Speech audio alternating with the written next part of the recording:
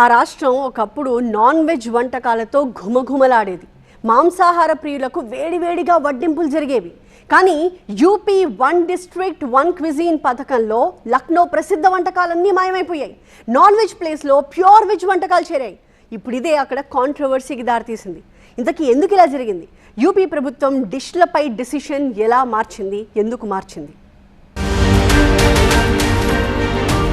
హైదరాబాద్ నుంచి బిర్యానీని విడగొట్టగలమా?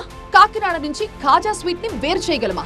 నెల్లూరు నుంచి చేపల పులుసుని, రాయలసీమ గడ్డ నుంచి నాటుకోడి సంగటి ముద్దని తొలగించగలమా? లేదు కదా.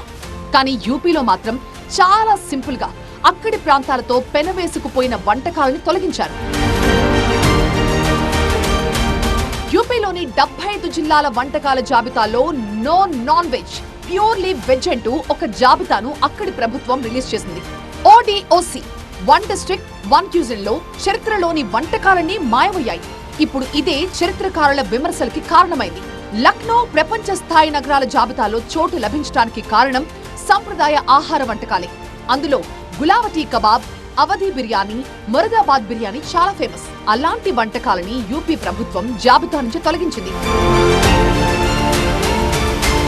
ముఖ్యమంత్రి యోగి ఆదిత్యనాథ్ గత నవంబర్ 8న ఈ పథకాన్ని ప్రకటించారు. లక్నో నగరానికి యునెస్కో గుర్తింపు, గ్లోబల్ సిటీ ఆఫ్ గ్యాస్ట్రానమీ హోదా లభించిన సందర్భంగా ODOC పథకాన్ని తీసుకొచ్చారు. ఈ ఏడాది జనవరి 24న కేంద్ర హోంమంత్రి అమిత్ షా అధికారికంగా దీన్ని ప్రారంభించారు.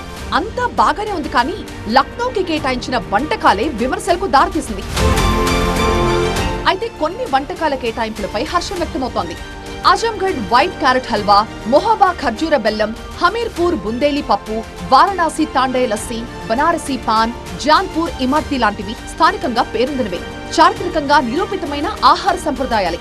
ఆగ్రా పేట, మధుర పేడ, చప్పన్ భోగ్ లాంటివి రాష్ట్రంలో అత్యంత ప్రసిద్ధమైన స్వీట్లు. వీటి వరకు అందరూ మెచ్చుకుంటున్న జాబితాలో నాన్ వెజ్ వంటకాలను ఎలా తీసేస్తారు అన్న ప్రశ్నలు వినిపిస్తున్నాయి. యూపీ ప్రభుత్వం కేటాయించిన వంటలపై క్యూజిన్ సొసైటీ ఆఫ్ ఇండియా తీవ్రంగా తప్పుపట్టింది. పదార్థాల ఎంపిక హాస్యాస్పదంగా ఉందని, క్యూజిన్ అనే పదాన్ని పాలకులు సరిగ్గా అర్థం చేసుకోవడం లేదంటూ మండిపడింది. అవధి మాంసాహార వంటకాల వల్లే లక్నో ప్రపంచవ్యాప్తంగా పర్యాటకుల్ని ఆకట్టుకుంటోంది.